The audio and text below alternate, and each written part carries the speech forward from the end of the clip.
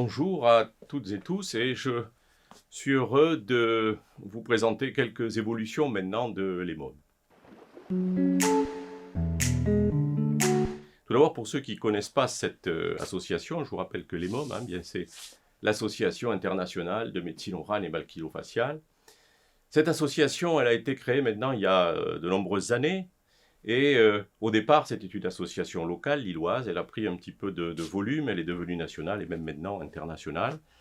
Et elle regroupe un certain nombre de praticiens qui sont tous intéressés autour de la stomatologie, chirurgie orale et chirurgie maxillofaciale. Donc le but de l'association, c'est de promouvoir la connaissance autour de ce vaste thème qu'est la stomatologie, la chirurgie orale et chirurgie maxillofaciale. Elle comprend donc des praticiens qui sont odontologistes, spécialisés en implantologie ou en orthodontie, des stomatologistes et bien sûr des chirurgiens maxillofaciaux. L'idée, c'était qu'il y avait une entité commune qui nécessite des connaissances très larges, aussi bien en odontologie qu'en médecine et qu'en chirurgie, et que, à l'instar de ce qui se fait dans les autres pays du monde, il était nécessaire d'avoir une communauté scientifique autour de ce thème, et c'était l'esprit qui a prévalu au départ dans la création de l'EMOM.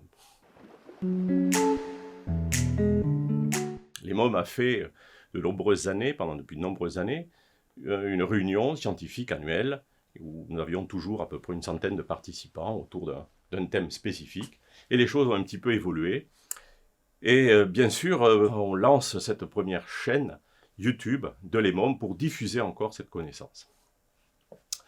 Alors, cette réunion annuelle, je reviens un petit peu dessus, elle avait une forme classique de congrès, et à la suite des événements qui se sont déroulés au cours des années 2019 et 2020, nous avons été obligés de revoir notre formulation, puisque nous avons fait le congrès de 2019 en 2020, qui avait été repoussé, sous une forme Internet, de webinar, et devant le succès de cette forme de communication, en effet, plusieurs praticiens ont trouvé cette manifestation très intéressante. On a décidé d'évoluer, d'avancer et de partir, en plus du maintien de cette journée thématique, vers des soirées scientifiques, des soirées scientifiques qu'on appelle les soirées de l'EMOM.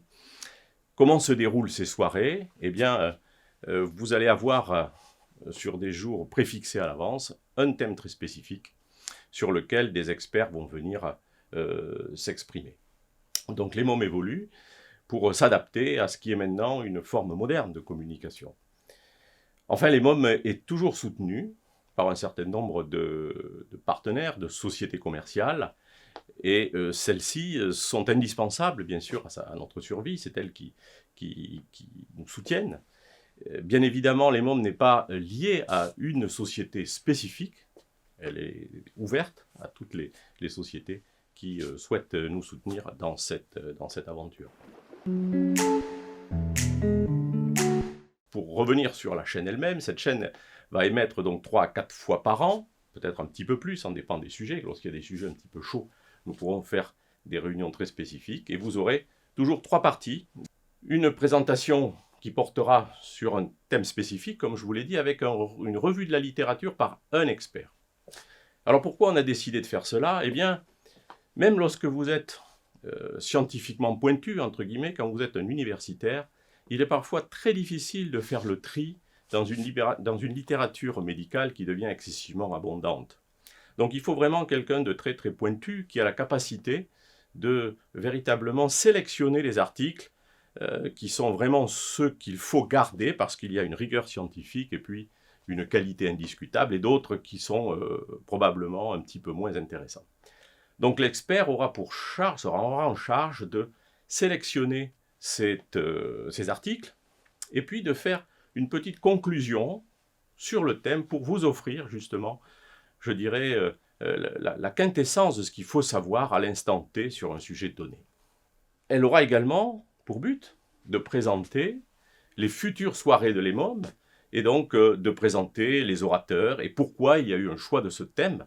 En général, nous choisirons le thème en fonction de l'importance qu'il a au sein justement de cette vaste et grande spécialité qu'est la chirurgie orale, stomatologie et chirurgie maxillofaciale. Enfin, et je vous avais déjà dit cela tout à l'heure, au cours de cette émission, cette chaîne, vous aurez, au cours de cette séquence, la possibilité de pouvoir écouter l'un de nos partenaires commerciaux qui aura tout loisir de présenter un produit ou des produits qui lui sont très spécifiques. Donc ça, c'est un point important, et je crois que c'est aussi un mode de communication qu'il faut que nos partenaires commerciaux s'approprient, puisqu'ils auront là une possibilité unique de présenter leurs produits. C'est, je pense, un moyen nouveau de communiquer, mais il faut vraiment que nous nous lancions là-dessus, car je crois que les périodes difficiles que nous vivons ont montré aussi l'intérêt qu'il peut y avoir à communiquer de cette manière. Voilà, j'espère que je vous verrai nombreux sur cette chaîne, qui est ouverte, hein, il n'y a pas de limitation pour les gens qui veulent venir regarder la chaîne YouTube, bien sûr, à la différence des soirées elles-mêmes de l'EMOM, où nous avons voulu garder une inscription payante, entre guillemets, surtout pour que les gens sentent quand même le travail qu'il y a derrière ces présentations. Ça demande un travail considérable, aussi bien aux orateurs qu'aux organisateurs. Je vous remercie beaucoup de votre attention et à bientôt, j'espère, sur notre chaîne.